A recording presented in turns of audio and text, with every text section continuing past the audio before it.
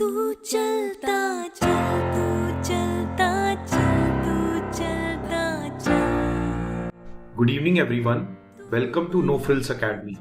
Welcome to the third demo video of physical geography in which we are going to talk about rotation, revolution, seasons and daylight saving time. As all of you might already be aware about it, that No Frills Academy is launching the online classes, live classes with 3 months of comprehensive course for our students. And I want to inform to all of you that we are having festival season as of now, in which we are offering the course at just 8,999. So this is the discounted price at which you will get the written course now. अब सिर्फ 8,999 में आप लोग इस 3 months के comprehensive course के लिए आप लोग रजिस्टर कर सकते हैं. And there are limited seats. So now if this discounted price suits fine to you, hurry up and go and fill your seats. क्योंकि लिमिटेड सीट्स फिल होने के बाद फिर ये डिस्काउंटेड ऑफर एक्सपायर हो सकता है. Alright, so now let's proceed and let's talk about circle of illumination. सबसे पहले हम ये समझते हैं, ये ज्योग्राफी में टर्म आता है सर्कल ऑफ इल्यूमिनेशन. तो आखिर ये है क्या? अब हम सभी लोगों को पता है कि सन रेस के कारण दिन होता है हमारी धरती पर. We get day and night because of the rotation that keeps on happening, and because of the sun rays there is a part of the earth that gets light. Okay, now this imaginary line that you see, this is an imaginary circle. ये आप लोगों को एक imaginary circle दिख रहा होगा, ये पीछे की तरफ भी है, अर्थ के पीछे भी है, विच divides between day and night. ये एक ऐसी इमेजिनरी सर्कल है जिससे डे और नाइट में हमें डिफरेंस पता चलता है. इसका मैं अभी आप लोगों को एक वीडियो भी दिखा दूंगा जिससे ये कॉन्सेप्ट आपका बिल्कुल क्लियर हो जाएगा. Will show you guys one video as well. Okay, so this is the circle that divides the day from the night on the globe और on the earth, and this is known as circle of illumination.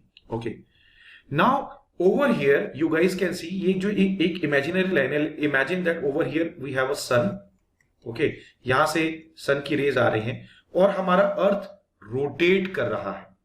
अब अर्थ का rotation जैसे जैसे होगा तो अर्थ का जो side सन के सामने आएगा वहां पर सनलाइट मिलेगी और उसके पीछे वाले साइड में रात होगी. On the back side there will be night. Okay, so ये जो इमेजिनरी लाइन आपको दिख रही है, this is circle of illumination. Okay, so now let's understand what this rotation is all about. So it is, rotation is the Earth's movement on its axis. अपनी axis पर जब Earth गोल घूमती है उसको हम rotation कहते हैं. And it is because of this rotation that day and night are caused. Earth के rotation के ही कारण दिन और night होते हैं. So let me give you guys one example. Let's say this is sun and this is Earth. If the Earth does not rotate, अगर earth rotate ही नहीं होती तो सन के सामने वाला जो हाफ हिस्सा है इसमें हमेशा दिन होता और सन का जो ये पीछे वाला हिस्सा है इसमें हमेशा नाइट होती. But it is because of the rotation that this side also comes in front end this side goes behind. तो अलग अलग जगह पर डे और नाइट ये शिफ्ट होता रहता है. Okay, so now this is very simple point. ये not much important now. So एक basic concept आपको idea लग गया. Detail में we'll look that into the live classes. Now let's talk about the Earth's axis. Okay. अब आप imagine कीजिए कि ये हमारी अर्थ है, ये जो आपको एक पेन दिखाई दे रहा है. अब ये इसका नॉर्थ पोल है और ये इसका साउथ पोल है. ओके, ये मैंने इसको वर्टिकली पकड़ा हुआ है. I am holding this pen vertically top to bottom, in which consider that this is the north pole and this is south pole. But the reality is that the earth is not in this shape, it is tilted on its axis. Earth tilted है. तो actually में हमारी अर्थ होनी चाहिए थी कुछ ऐसे, okay, in which this should have been the north pole and this should have been the south pole, but it is tilted. Earth tilt हो चुकी है. उसकी भी एक डिफरेंट थ्योरी है.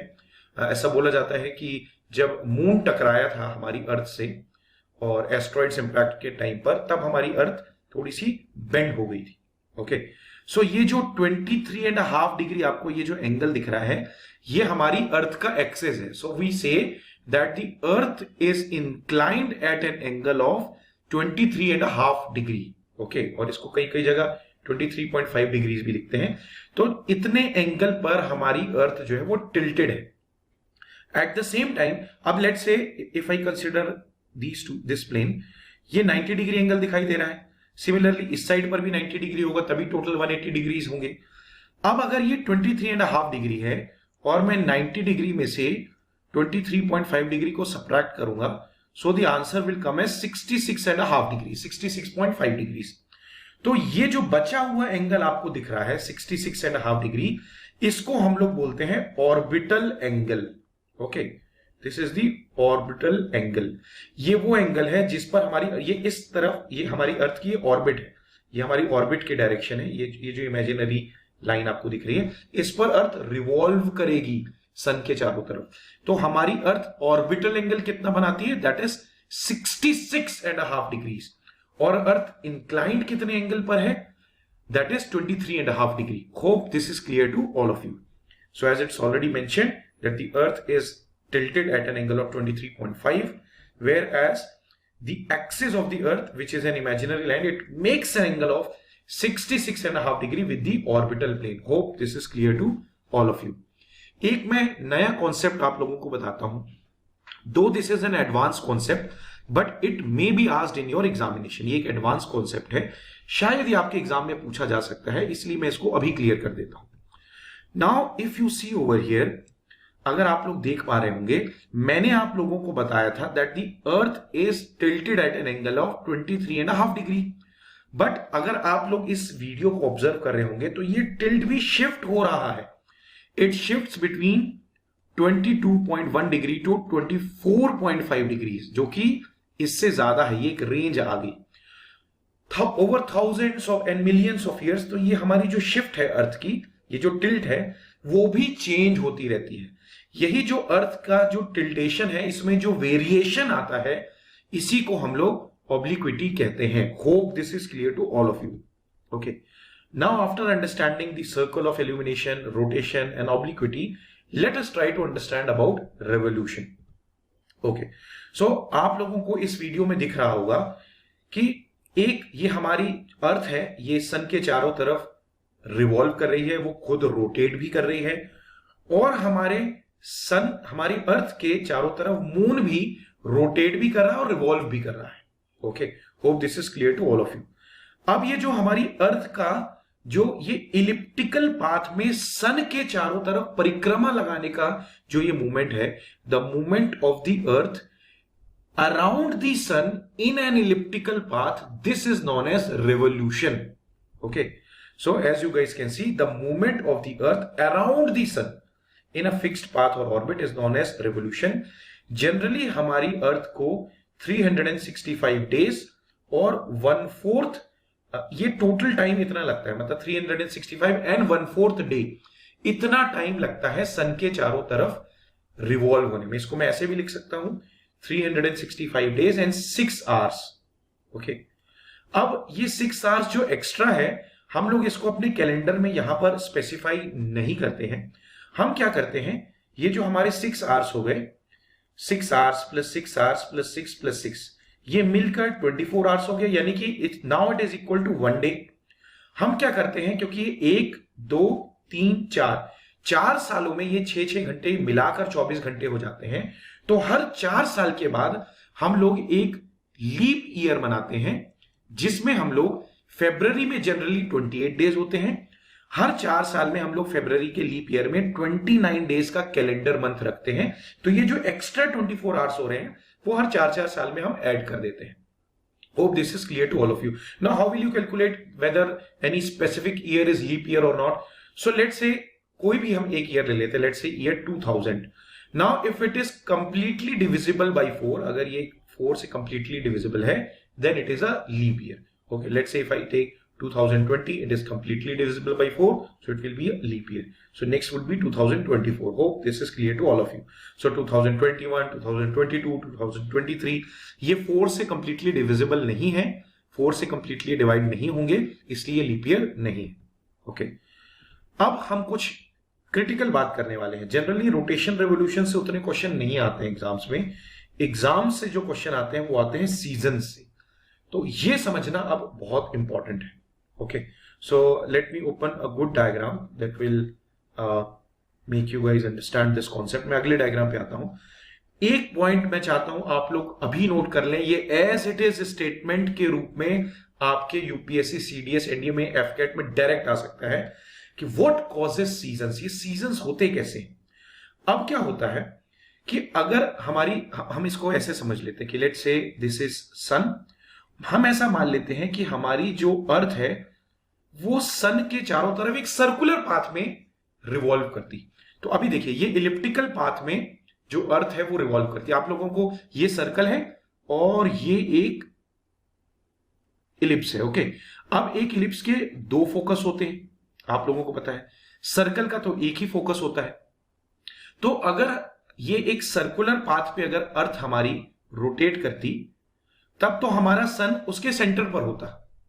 लेकिन हमारी जो अर्थ है वो सन के चारों तरफ इलिप्टिकल पाथ में ट्रेवल करती है, जिसमें से सन जो है हमारा दोनों में से किसी एक फोकस पर प्रेजेंट होता है. एक ही फोकस पर, एक फोकस पर प्रेजेंट नहीं होता है. So now because of this, अगर ये सर्कुलर पाथ में सन के चारों तरफ रिवोल्यूशन होता तब क्या होता कि हमारी जो अर्थ है वो चाहे यहां पर हो, चाहे यहां पर हो, चाहे यहां पर हो और चाहे यहां पर हो, ड्यूरिंग द रिवोल्यूशन के टाइम पर, तो वो इक्विडिस्टेंट होती सन से. यहां पर भी बराबर डिस्टेंस, यहां पर भी बराबर डिस्टेंस, यहां पर भी, यहां पर भी. ओके, तो सीजन्स बन ही नहीं पाते.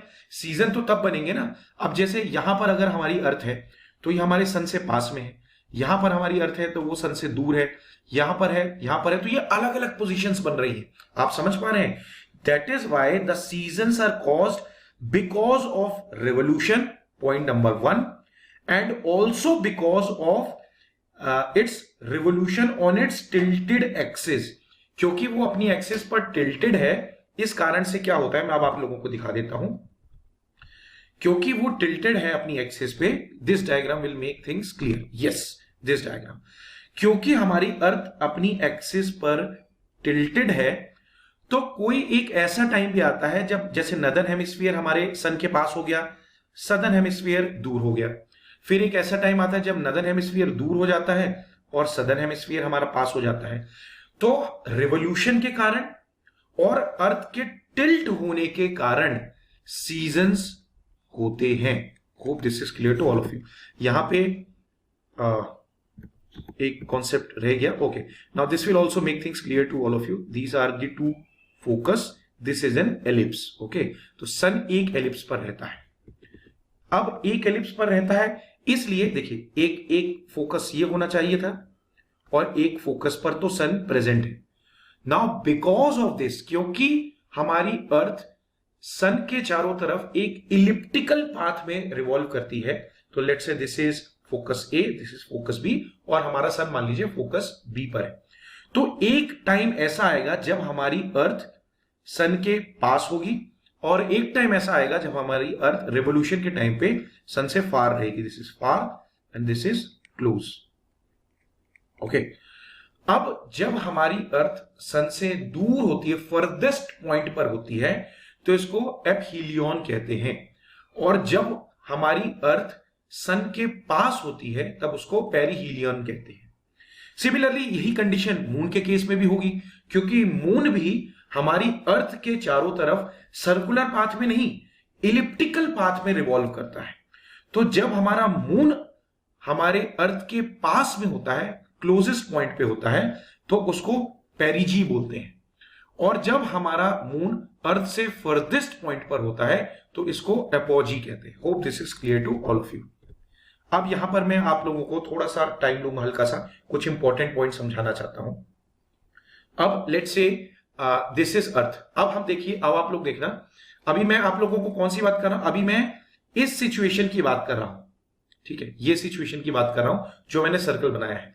इस सिचुएशन में आप लोगों को ये कुछ ऐसा दिखाई दे रहा होगा कि जो नदर्न हेमिस्फीयर है, कुछ ऐसा. अब आप लोगों को ये दिख रहा होगा, जो नदर्न हेमिस्फीयर है वो दूर है सन से. ये देखिए, ये नदर्न हेमिस्फीयर अर्थ की टिल्ट के कारण दूर है और सदर्न हेमिस्फीयर पास में है.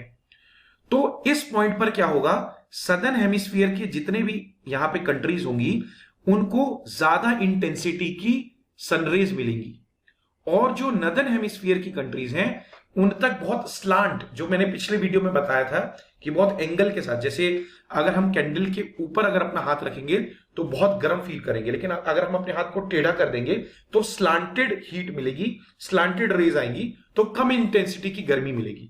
या हम टॉर्च का एग्जांपल भी ले सकते हैं कि हम अपने हाथ पर डायरेक्ट टॉर्च रेज मारे या फिर उसको टेढ़ा कर दें तो सर्कल तो ज्यादा बड़ा बन जाएगा लेकिन इंटेंसिटी ऑफ लाइट कम हो जाएगी। सेम वे इस डायग्राम से हमको यह क्लियर होता है कि इस पॉइंट इन टाइम पे, इस सिचुएशन में सदर्न हेमिस्फीयर में गर्मियां होंगी और नदर्न हेमिस्फीयर में विंटर होगी। ओके, अब यहां पर क्या होगा कि जो नदर्न हेमिस्फीयर है उसके लिए हो जाएगा विंटर सोलिस्टाइस, सोलिस्टाइस को आप लोग सीजन मान सकते हैं, और जो सदर्न हेमिस्फीयर है उसके लिए हो जाएगा समर सोलिस्टाइस। आप समझ पा रहे हैं? तो जिस हेमिस्फीयर में गर्मी होगी उसके लिए समर सोलिस्टाइस, जिस हेमिस्फीयर के लिए ठंडी होगी उसके लिए विंटर सोलिस्टाइस। यहां का भी एग्जांपल ले लेता हूं मैं तो आप लोगों को क्लियर हो जाएगा। अब ये वो टाइम है जब नदर्न हेमिस्फीयर हमारा ऐसे टिल्टेड है कि हमारा सन की डायरेक्ट रेज नदर्न हेमिस्फीयर में आ रही, तो नदर्न हेमिस्फीयर में गर्मी होगी। So that means there will be summer in the northern hemisphere, तो हमारे नदर्न हेमिस्फीयर में समर सोलिस्टाइस होगा। और जो सदर्न हेमिस्फीयर वो दूर हो गया, उसके दूर होने के कारण सदर्न हेमिस्फीयर में ठंड होगी, विंटर होगी, so there will be winter in the southern hemisphere, और सदर्न हेमिस्फीयर में हमारे विंटर सोलिस्टाइस होगा। Hope this is clear to all of you. अब एक और इंपॉर्टेंट चीज, हम लोग कहां रहते हैं? हम लोग नदर्न हेमिस्फीयर में रहते हैं। इंडिया कहां है? इंडिया नदर्न हेमिस्फीयर में है। तो आप लोग जब भी इस डायग्राम को इमेजिन करेंगे, आप लोग इंडिया को इमेजिन करो। आप लोगों को गर्मी कब लगती है? मई जून के महीने में लगती है। सो 21 जून को समर सोलिस्टाइस होता है, ऐसे याद कर सकते हैं आप लोग। 21 जून को हमारे लिए सबसे बड़ा दिन होता है। This is the longest day for the northern hemisphere. Okay, हमें ठंड कब महसूस होती है? नवंबर दिसंबर के महीने में होती है। इस डायग्राम में देख सकते हैं कि सदर्न हेमिस्फीयर सन के सामने है, नदर्न हेमिस्फीयर दूर है। ये वो टाइम है जब हमारे दिन छोटे हो जाते हैं, रातें बड़ी हो जाती हैं। तो हमारे लिए 22 दिसंबर विंटर सोलिस्टाइस हो गया। इस दिन सबसे छोटा दिन होता है। Hope this is clear to all of you. आप लोगों को शायद ऐसा लग रहा होगा कि मैं थोड़ा फास्ट पढ़ा रहा हूं, उसका रीजन ये है कि ये एक डेमो क्लास है और मुझे एक लिमिटेड टाइम में इस वीडियो को कवर करना है। लेकिन जब हम लाइव क्लास में पढ़ेंगे तब हम बहुत आराम से एक एक कॉन्सेप्ट को क्लियर करते हुए चलेंगे। Hope this is clear. लेकिन कुछ ऐसे भी टाइम आते हैं जैसे 21 मार्च और 23 सितंबर, जब हमारी अर्थ जो है उसमें नॉर्थ और साउथ, ये दोनों के दोनों जो रीजन्स हैं वो सन से बराबर इक्विडिस्टेंट पे होते हैं। मतलब यहां पर same intensity southern hemisphere northern hemisphere में होगी, सदर्न हेमिस्फीयर नदर्न हेमिस्फीयर में होगी। ओके, एक तो देखिए वो टाइम हो गया जब एक हिस्सा दूर हो गया, एक हिस्सा पास हो गया। फिर एक अपोजिट टाइम आएगा जब एक दूर हो गया एक पास हो गया। लेकिन जब अर्थ घूमते हुए सामने आएगी और पीछे आएगी तो ऐसे केस में क्या होगा? पूरी की पूरी एक्सिस इक्विडिस्टेंट हो जाएगी हमारे सन से, तो नॉर्थ और साउथ में बराबर इंटेंसिटी की लाइट मिलेगी। तो ऐसे टाइम पर ऑलमोस्ट इक्वल डे और इक्वल नाइट होती है, इसीलिए इसको इक्विनॉक्स कहते हैं। इक्विनॉक्स का मतलब होता है equal day and equal night. Hope this is clear to all of you. सही बात है, जब मार्च का टाइम आता है हमारे कंट्री में भी तब लगभग दिन और रात बराबर टाइम की हो जाती है। सिमिलरली सितंबर के आसपास भी ऐसा होता है। तो बस आप लोगों को ये डेट्स याद रखनी है। Okay, 21 March is spring equinox for us, हमारे लिए वसंत पंचमी टाइप का वो टाइम होता है। ओके, उसके बाद autumns equinox is on 23 September. Southern hemisphere के लिए उल्टा हो जाएगा, मतलब जब हमारे लिए स्प्रिंग इक्विनॉक्स है तब उनके लिए ऑटम इक्विनॉक्स हो जाएगा, जब हमारे लिए ऑटम इक्विनॉक्स है तब उनके लिए स्प्रिंग इक्विनॉक्स हो जाएगा। Just opposite case. ओके, तो जब मैं लाइव क्लास में पढ़ाऊंगा तो मैं इसकी आप लोगों को एक टेबल भी बनवा दूंगा जिससे आप लोगों के लिए ये याद करने में इजी हो जाएगा। ऑलराइट, ओके, सो हम लोगों ने अभी ये देखा कि days and nights are caused by rotation, seasons जो होते हैं they are caused by revolution on its tilted axis. Okay, और फिर क्या होता है? अब हम लोगों ने ये भी देखा कि गर्मियों में दिन बड़े हो जाते हैं, रात छोटी हो जाती है। In the winter season we see that the nights are of longer duration and days are of shorter duration. Now that is because the revolution is happening in elliptical manner. If the revolution would be happening in circular manner, तो ये variation नहीं होता day and night में जो variation हो रहा है। ये वेरिएशन भी क्यों हो रहा है? क्योंकि इलिप्टिकल पाथ में ट्रेवल करने के कारण हमारी अर्थ की अलग अलग पोजीशंस बनती, कभी वो दूर हो जाता है, कभी पास हो जाता है।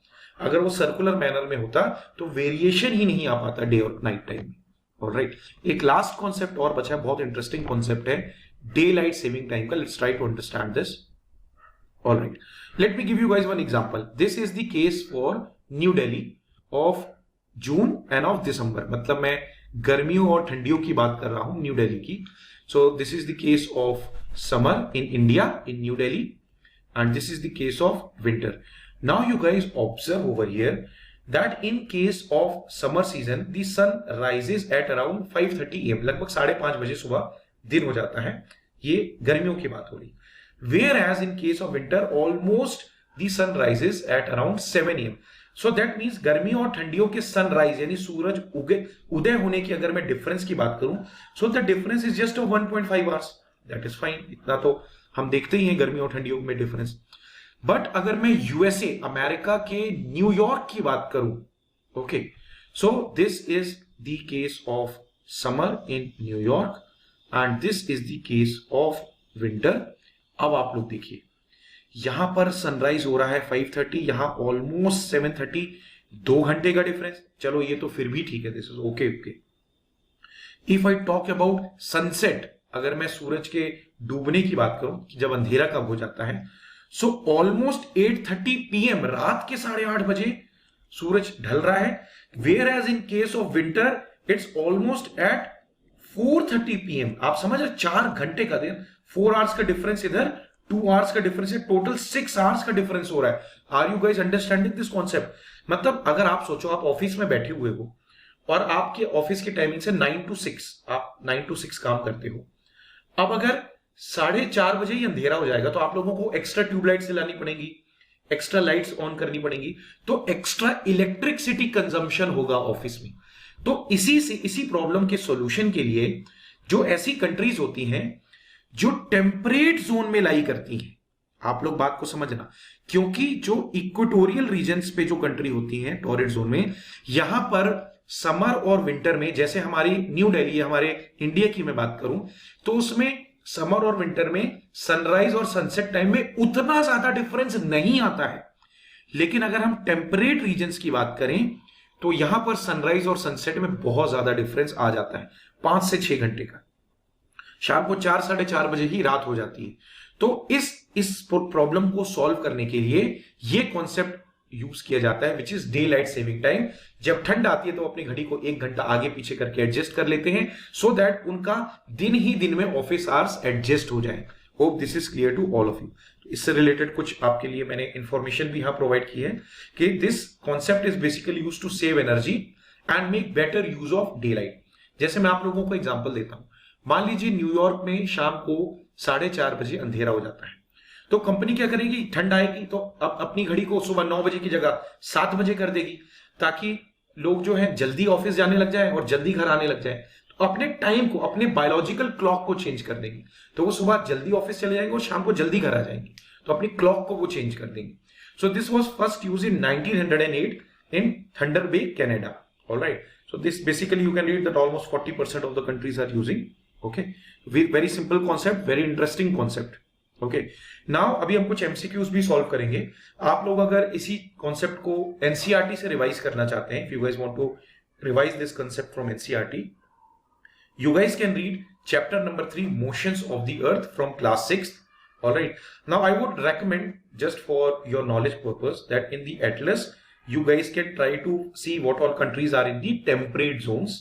Okay, and GC Leong not required, इतना भी आप पढ़ लेंगे तो आपका काम हो जाएगा। स्टिल मैंने सोर्स स्पेसिफाई कर दिया है।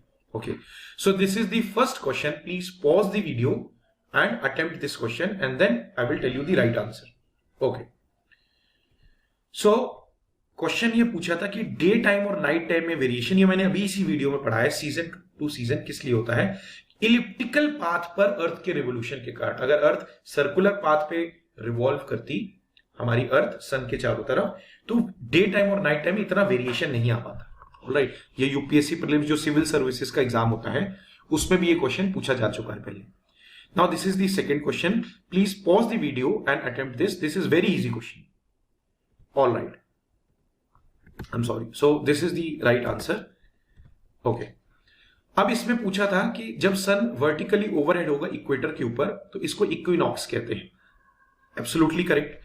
जब नदर्न हेमिस्फीयर का लॉन्गेस्ट डे होगा और शॉर्टेस्ट नाइट, यानी कि नदर्न हेमिस्फीयर कहां, इंडिया को इमेजिन कर लो. इंडिया में जब सबसे लंबा दिन होगा और सबसे छोटी रात होगी तो वो समर सॉलिस्टाइस है. मैंने बोला था जहां भी ये वर्ड है इसको आप सीजन से रिप्लेस कर देना. समर सीजन हमारे समर सीजन होगा. So both the statements are correct. This is the third question. So this is a homework for all of you. Please write your answer in the comment section.